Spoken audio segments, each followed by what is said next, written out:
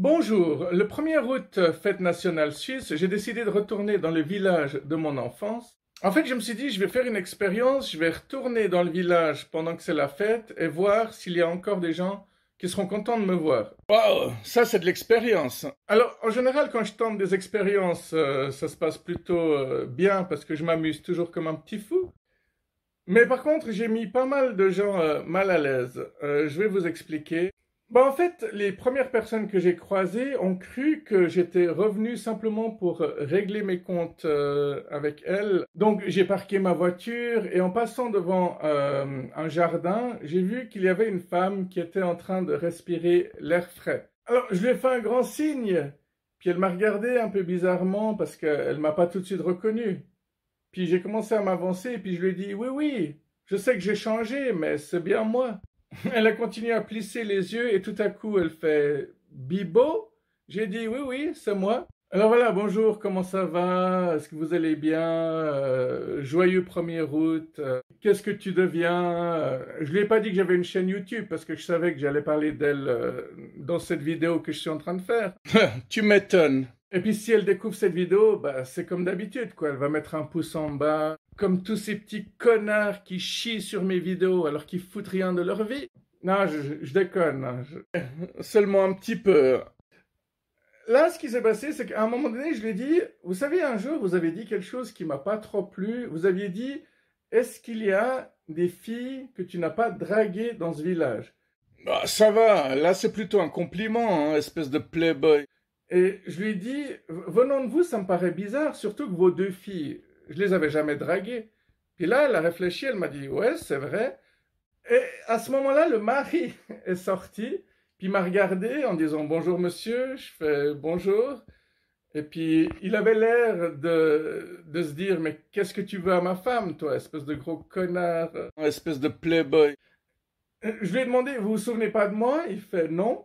Et là, quand je lui ai dit, Bibo, il s'est dit, ah, Bibo, il voyait très bien qui j'étais tout à coup. Et lui aussi, je lui ai dit un truc spécial. Après avoir dit bonjour, comment ça va, je viens de discuter avec votre femme, c'était sympa. Je lui ai dit, vous savez que quand j'étais enfant, vous pensiez que j'étais un retardé mental. Et là, il m'a dit, ah non, jamais, jamais. Il a même pas réfléchi à ce que j'étais en train de dire et pourquoi j'étais en train de le dire. C'est un peu comme ces personnes, quand tu vas vers elles, tu dis excusez-moi, mais on se connaît. Et puis la personne dit ah non, non, non, ah non, non, non, sans même essayer de réfléchir. Tu sais, tous ces gens qui ont besoin de critiquer la critique, hein, dès qu'ils entendent une critique, ils doivent direct se défendre, sans essayer de dire un truc du style attends, rappelle-moi le contexte. Et là, je lui ai expliqué. Je lui ai dit, écoutez, avec mon plus vieil ami, son père, vous et moi, un jour, on était allés jouer au tennis. C'était la première fois qu'on s'était rencontrés. À un moment donné, j'étais fatigué, je me suis éloigné, mais j'ai commencé à chasser des moustiques avec ma raquette. Et depuis où vous étiez, vous aviez cru que j'étais un débile mental. Et lui, il a nié, il a dit, ah non, non, non, jamais, pas du tout. Bon, en même temps, ça date d'il y a 30 ans en arrière, donc tout le monde n'a pas une mémoire comme moi, parce que c'est ça le problème en fait, c'est que j'ai une très bonne mémoire. Une très bonne mémoire, c'est pas parce qu'on a un trouble de l'attention qu'on n'a pas une excellente mémoire sélective. Donc souvent les gens ils me disent « Ah Bibo, il faut arrêter de vous accrocher au passé, il faut avancer maintenant. » Mais je suis surpris de voir qu'ils ne se rendent pas compte que j'ai effectivement beaucoup avancé dans ma vie. Je suis beaucoup mieux dans ma peau qu'il y a 30 ans en arrière justement. Et puis bon, j'ai beau déconner, rire de tout, on voit quand même que je suis posé et que je suis pas complètement cinglé. Enfin, ça dépend de quel point de vue on se place aussi. Bon, je pense que la prochaine fois qu'ils me croiseront, ils vont tourner la tête et changer de trottoir. Bon, et puis après, pareil, je suis allé rendre visite à ma mère qui, elle, habite toujours dans le village de mon enfance. Et là, j'ai croisé une de ses voisines et j'ai aussi un peu pris de ses nouvelles. Et je lui ai dit, je suis désolé, mais je vous ai pas présenté mes condoléances pour votre conjoint. Et puis elle m'a dit, ah, vous savez, ça fait déjà 2 ans. Et c'est là que tu vois que le temps file. Alors, je ne sais pas vraiment quelle est la règle des condoléances, sympathies.